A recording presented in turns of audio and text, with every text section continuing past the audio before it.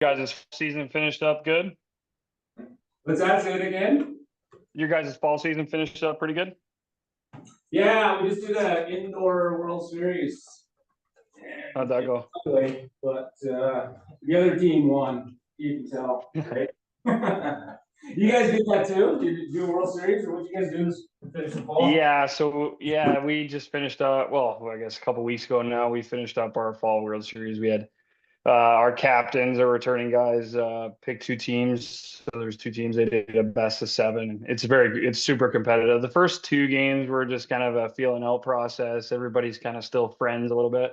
And then the last three, it got pretty competitive and pretty chippy, which we wanted to see, right? In terms of the competitiveness and the fire a little bit, we wanted to see that. In terms of, when we're playing against other teams and stuff, we don't want to see all the chirping and all that stuff. But when it's against each other, we want to see how they're kind of able to handle it, right, and be able to do those sorts of things. So, but yeah, no, it was good. It was good. It was super competitive. We really like our group this year.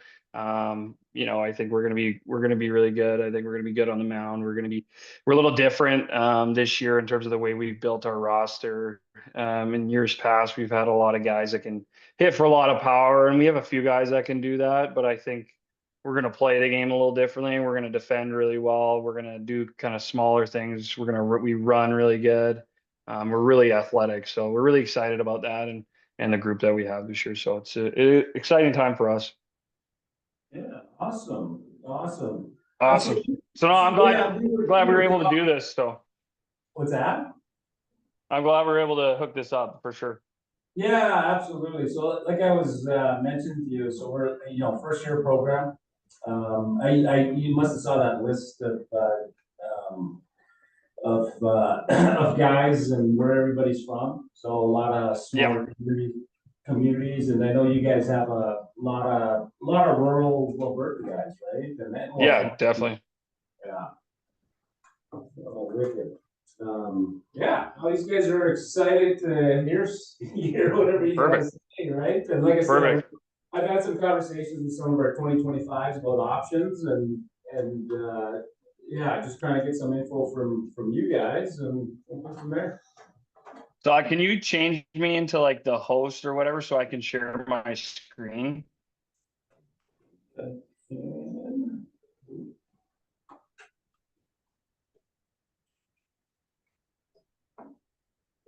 know how I would do that. You know how I would do that?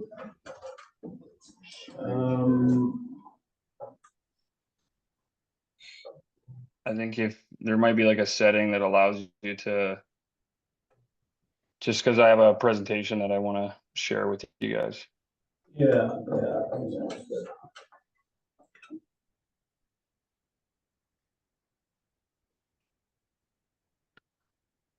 Check it now. See if you can. Yeah, perfect. Yeah. Yeah, got her. Awesome.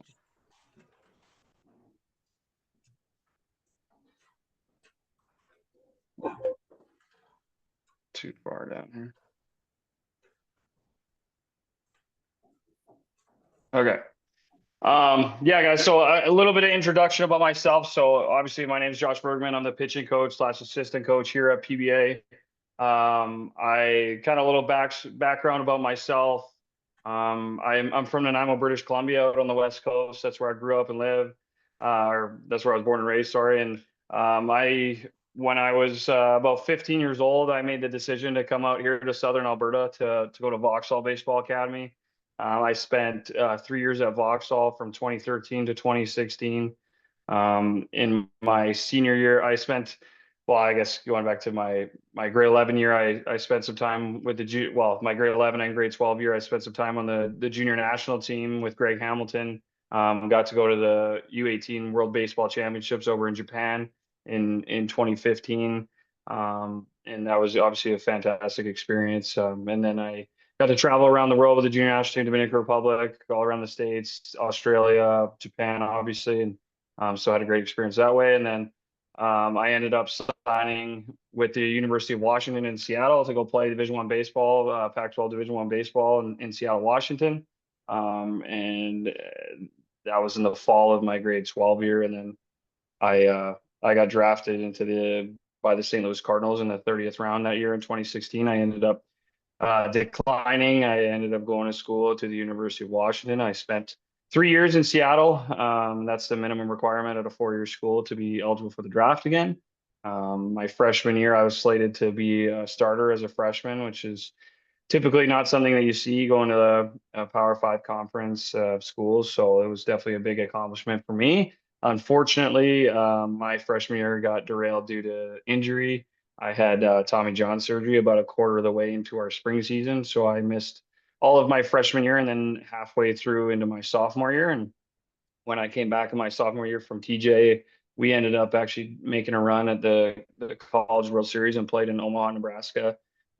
So that was unbelievable experience from a baseball side of things, and had a really good second year at school, or the half the year anyways, and came back my junior year primed for hopefully a big year. It was gonna be my draft year, and I ended up getting drafted in the fifth round by the Chicago Cubs in 2019. I ended up signing. I went and played pro ball for about 3, 4 years. I signed in 19, played in 19. COVID, we were shut down in 2020. 21 was supposed to be a big year for everybody, minor league side of things, and myself included. I ended up having some shoulder issues that kept me out the whole 2021 season. Thought I had solved the problems that was going on, and then early part of 2022, when I was ramping up to get back for spring training, my shoulder problems started to flare up, and when I got down, they flew me down to spring training, and it turned out I had a torn labrum in my shoulder. So at that point, it was, going on 4 years of not playing, and then I'm going to be out for another 14 to 16 months. And I always wanted to coach, and thought that if I wasn't playing, I was going to coach, and I had an avenue that way. And it was just a really tough spot for me. I had family back home. I had my fiance back home, and I had to make choices in life about what I wanted to do. And so I decided to retire from the game of baseball, and I don't regret anything. I had a great playing career. I enjoyed my playing career, met some amazing people, created some lifelong friendships, some lifelong connections that I still use to this day. Whether it's on the Division I side, or from the University of Washington, the people and coaches that I had and where they're at now, and lean on them a ton. And then obviously at Boxall with the coaching staff that I had there, I had the opportunity. That was my first coaching gig, was to go back to Boxall after I retired in the spring of 22, and coach with them for that spring, and then spent a full year with them in 2023. And then my wife and I made the move to come out to Lethbridge in the spring of 2023, and that's when I got connected. I always knew Coach Hub with PBA, and thought it would be a good fit for me to come to the program and work with college kids. And I coach with our summer ball team here in the WCBL and with the Lethbridge Bulls as well. So it's kind of the perfect fit for me, and I've loved it. I've loved working here. I love the ability that we have, and the unique profile that our program offers to kids, and what it can do for kids, not only off the field, educationally in their personal life, but also on the field, and help them pay for their education as they move forward down the road here in their baseball careers. So that's a little background, a little snippet about me, and kind of where I'm at. And but yeah, let's get into the kind of the nitty gritty about the program and what it's all about. So yeah, kind of cool graphic here, kind of 10-time CCBC champions here at PBA. There's a long-standing history of winning here at PBA in the last, obviously, 8 years or 7 years. We haven't gotten to that point. We've always been in the top three in terms of the CCBC standings every single year, except for last year. We had some major injuries to our was our two best arms and a couple of hitters too. So definitely some, no excuses, obviously, at the end of the day, but it was a bit of an uphill battle for us last year, and the injury bug caught up to us. So but yeah, the standard is here. Winning's a standard. It's part of culture. I believe a winning culture is a good culture. It's a key component of it. Is it everything? No, but I think if you have a winning culture, a lot of things get taken care of on the other ends of things well. So it's a big thing for us for sure. Education. So this is at the forefront of our program. It's the absolute most important part of our program. It takes precedent over everything, and that includes the on-field baseball side of things. So if you're struggling in school and you need help, then we might have to be able to reel back on some practice times and all that stuff in order for you to maybe get into a tutor and see somebody. But it absolutely takes precedent. And the goal is always to have our players understand what it means to be a student athlete. And, the key there is student comes first. So and I'll go into kind of how it works with our program and the eligibility side of things. But if you don't take care of your schooling, then you're not going to set yourselves up for the success after our program. And I'll explain kind of what that means. And so with our program, we act as like a junior college here in Canada. We're the only program in the CCBC that acts that way. So basically, we have a varsity team and a JV team. So basically, the goal is with every kid that we bring into our program and the kid that we recruit into our program is the idea is to be here for 2 years, to play 2 years in our varsity team, and then we move them on down to the States, down somewhere, whether it's at the Division I, Division II, NAI levels. That's where we send our guys on to after our program. The kicker is if you only spend 2 years in our program, you only burn 1 year of academic eligibility. So you'll go into your 4-year program as a sophomore. So you'll have a lot of years in time to finish up your degree down there. The purpose of our JV program is basically if we have kids that we feel like, hey, you just need another year to develop, you need a little bit more time, you spend 1 year in our JV program, which is a very competitive schedule. You spend 1 year in our JV program, and then you spend 2 years in our varsity program. So after you leave from those 3 years, then you have 2 years of eligibility down in the States to finish up your degree down there. Does that make sense to you guys? Yeah. Okay. So that's the staple of our program. Every other program in the CCBC, your Edmonton Collegiates, University of Calgary's, everybody, they're all 4-year, 5-year degree programs. And like I said, our goal is to bring in kids that we feel like have that, upside and that potential that we can bring them in, develop them, get them better, help them like I said, on the field, off the field, and get them moved on to a program down in the States where they can play, college baseball in the US and enjoy and also get it paid for, right? And that's another part of it too, is getting you guys scholarships down there as well. So that's a staple of our program. It's been a huge piece of our program. It continues to be a huge piece, and it's what makes our, like I said, the unique profile of our program. Nobody in Canada offers this type of programming, and it's something that we really are excited about. It's a challenge for us.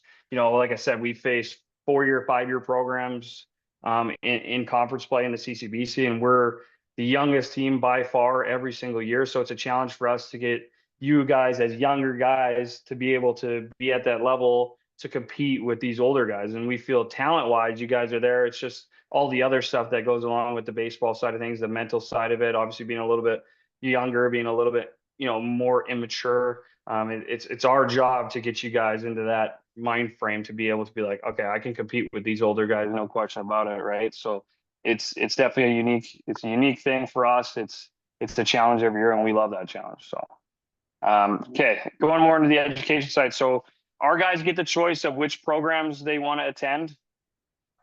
So you can't really see it because it's all white writing, but this is the University of Lethbridge. So our guys get the choice of the University of Lethbridge or Lethbridge Polytechnic. It just all depends on what you want to take program wise, what you want to do, like I said, in school, and what you're looking for potentially jobs in the future. I will say the Polytechnic used to be the Lethbridge College. They changed the name, but we're probably majority of the time, probably 75-25 split to the Polytechnic. Our guys do decide to go to the university. A lot of times what happens is transferability is a little bit tougher at the university compared to the Polytechnic. And the other kicker is that US schools don't differ from the Polytechnic versus university. University courses are a little bit tougher. And at the Polytechnic, you're going to get a bit of a lighter course load. All they really care about at the end of the day is the GPA and what that's going to look like. So in terms of getting yourself some education, some scholarship money, that's the biggest thing for them. So they don't differ between the two. So that's why typically we have more guys go to the Polytechnic. But this is the university. Yeah, like I said, top 2 Canadian undergraduate universities in 2021. It's a fantastic institution. You can't go wrong. I mean, our guys that do go to the university love it there. They really enjoy it. It's a great place to do your studies and get a great quality education for sure. So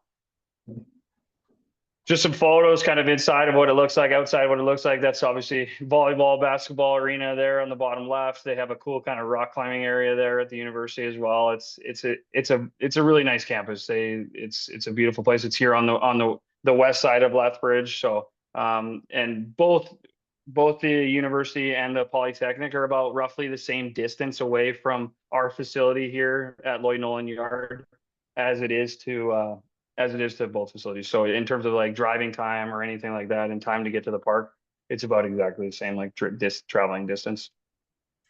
These are some of the programs that are offered at the university. There's a couple pages here. There's another page that I have to show you guys. We have a lot of guys. We've had some guys going to agriculture studies. We have a lot of guys going to the business side of things, biology. You have some guys going to engineering, certain aspects of the engineering side of things, some economics.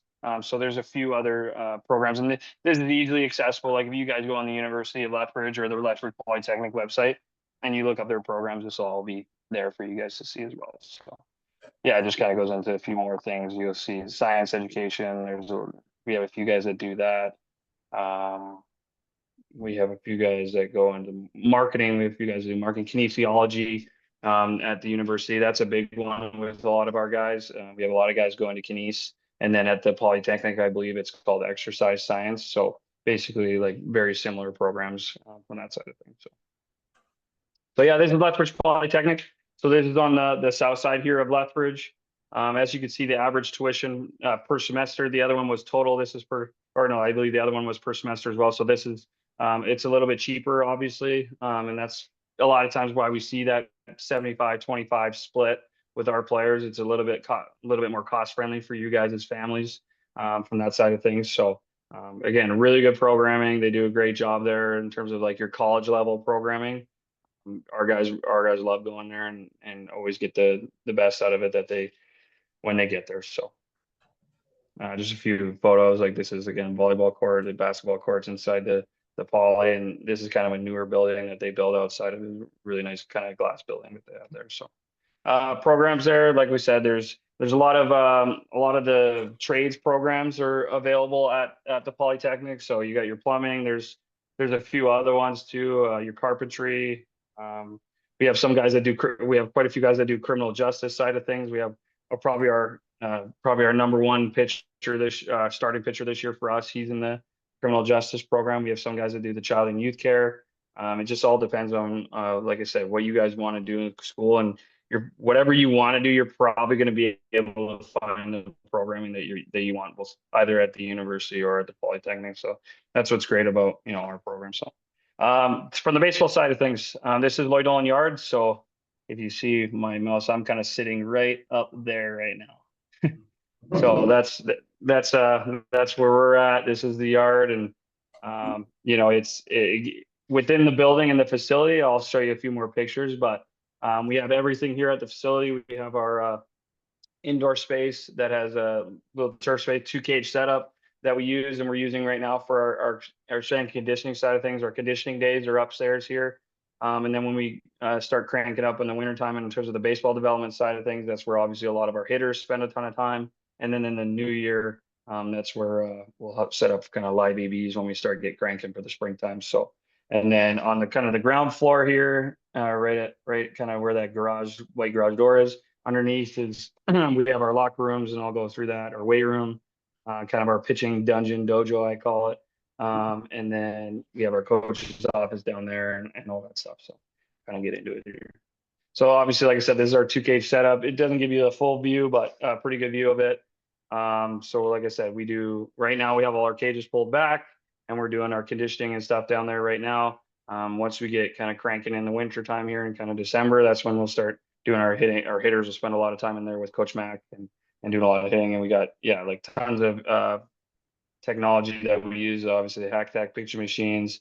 There's an automatic feeder pitching machine. So if you guys want to come in after hours and don't need a coach to come in and throw you BP, just set up the home plate pitching machine, and it fires off balls for you. And we have the new Rapsodo here too as well that calculates the hitting and pitching metrics and stuff. We use that a ton, especially for our pitchers, and then and for our hitters too, especially when you get cranking in the new year and stuff like that, when guys are feeling good about where their swings are at. And when we get into live ABs and stuff, it's cool because when we set up the Rapsodo, when we're doing live ABs, it gives us automatic feedback, ball strike, single, home run, and strikeout, whatever it is, right? So it's definitely a cool feedback system that we get, and we use a lot of that data to help our guys and make sure our guys are getting developed and pushing forward in their development. So this is this is the weight room. So basically everything that you're going to need is going to be down here. And for a lot of our guys, this is the place where development starts to really take off for them.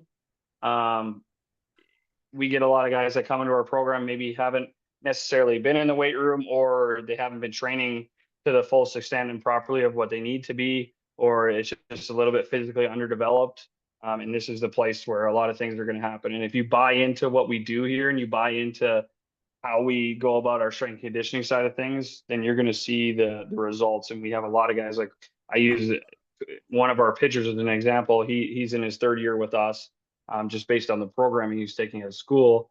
But he came in at about 6'4", about 165, maybe 170 pounds, and he's now about 6'4", 6'5" now, and probably about 225 to 230 pounds. And he came in at about 78 to 81 miles an hour, and he'll get it up to about 90, 91 miles an hour now, and he'll probably sit around that 87, 88 mark. So, and a lot of it had to do with what he did in the weight room. He bought into it, and he saw the results, and he's reaping those rewards right now. So this is the big part and a huge part of our programming, and that's what's going on right now, especially because we're in Alberta. We spend a lot of time indoors.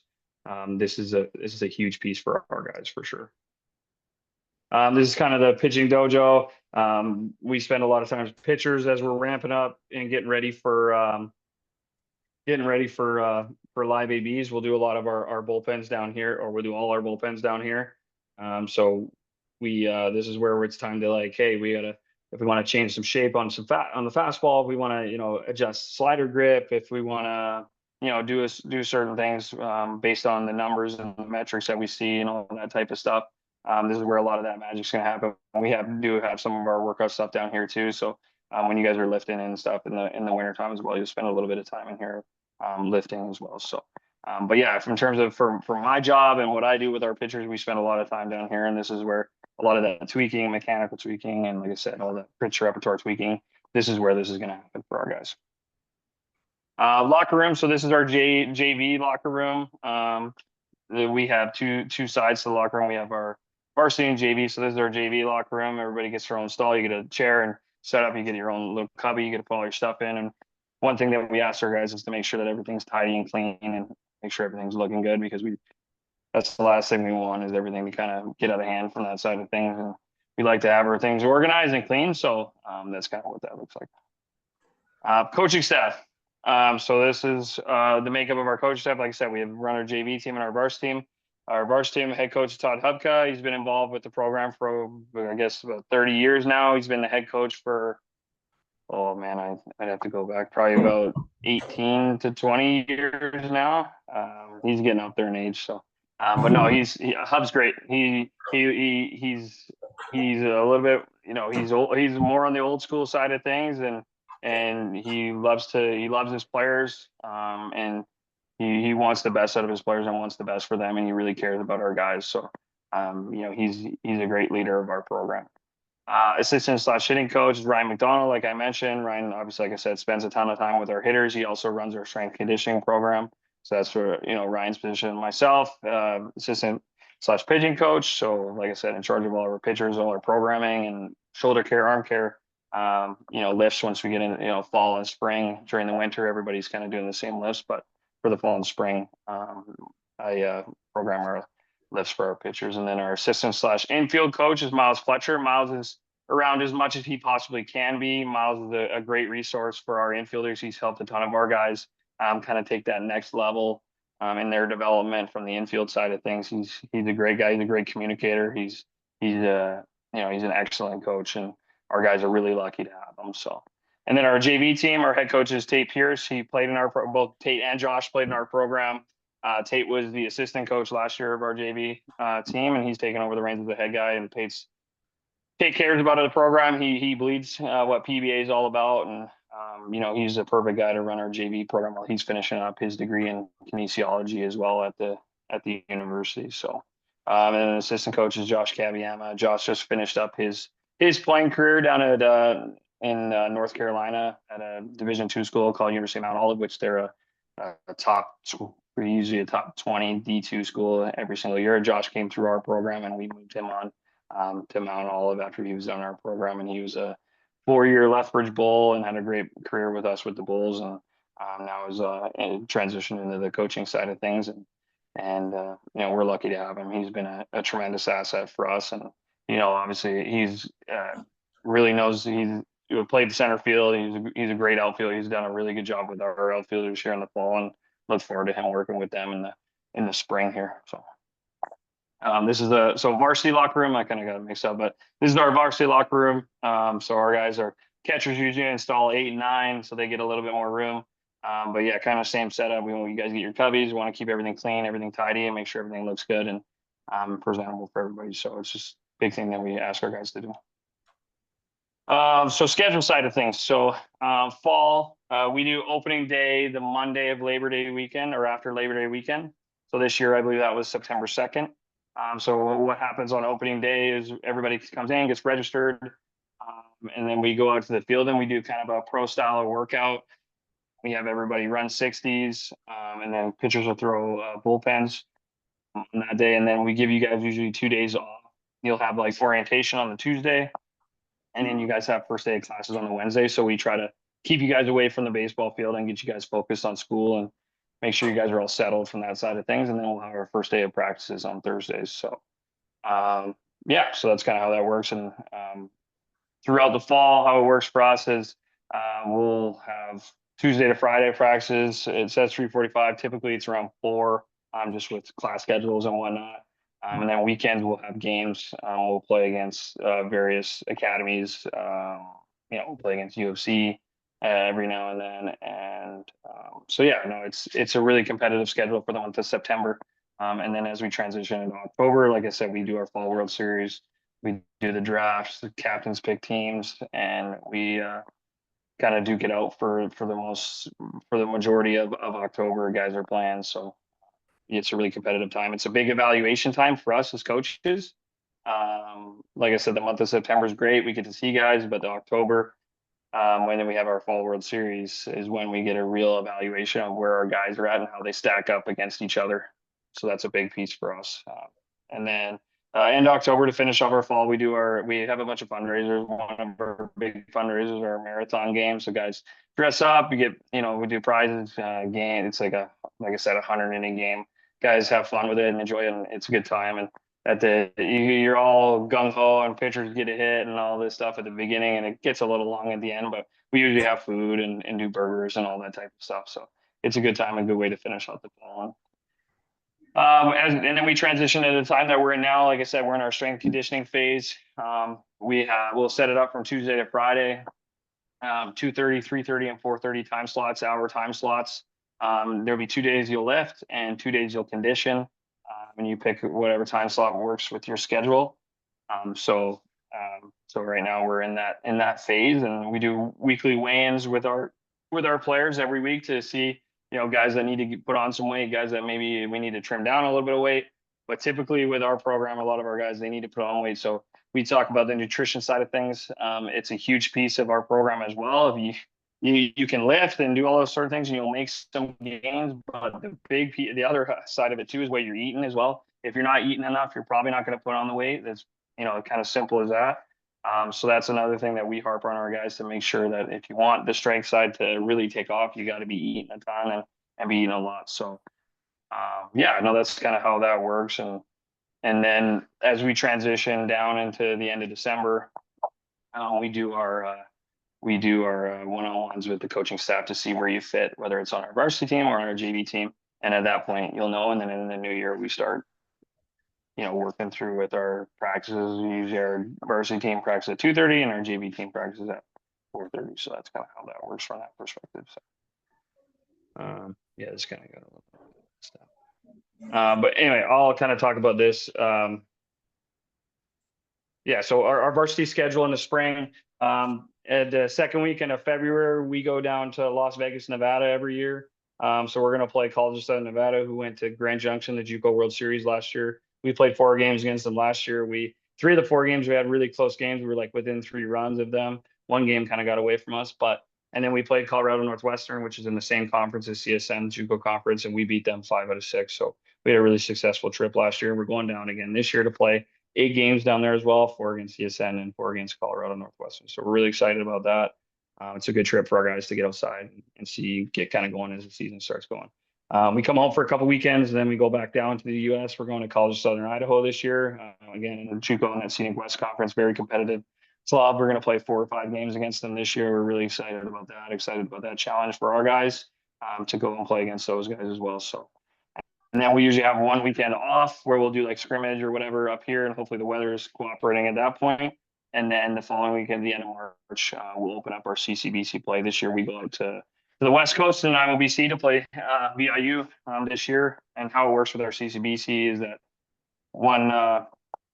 we split every year. So VIU came to us last year. We'll go there this year. So we usually have 2 longer trips this year. And this year it's VIU and Okanagan College in Kelowna. So that's how that works. And then we usually finish up the second week of May for conference play. And then we get into the College World Series the following week, depending on how you finish in the CCBC regular season conference play. And we've been the host the last 2 years here in Lethbridge for the World Series, and we're going to be the host for the next 3 years. So really excited about that. In terms of our JV team, they usually get going about around mid-March, and they'll play about a 30-plus game schedule against local high school academy teams around here, and their season's capped off with our PBA JV showcase, which is probably one of the premier showcases here in Canada, honestly, at that time of year. And we get all the best, Lucas Oaks, so Badlands, Weber's coming down, HP, all the teams that you guys can think of, they're all coming down this year. So we're really excited about that. So, and that's kind of how that works for them. And after they're done their season, they're free to go home because you're done classes at that point anyways too. So really competitive schedule for them as well. So in terms of costs and a little bit of kind of breakdown, this is a lot of information. I'll kind of highlight the key points here. So in terms of what we tell our guys is typically at the university, you're at about 16 to 18 grand for the year is typically where you're at in terms of a cost breakdown for our program. We have baseball fees, and so baseball fees for the fall are $3,300 plus GST, and then for the spring, I believe they are $2,750 for the spring, plus GST. So, but we do have a scholarship program set up within our organization.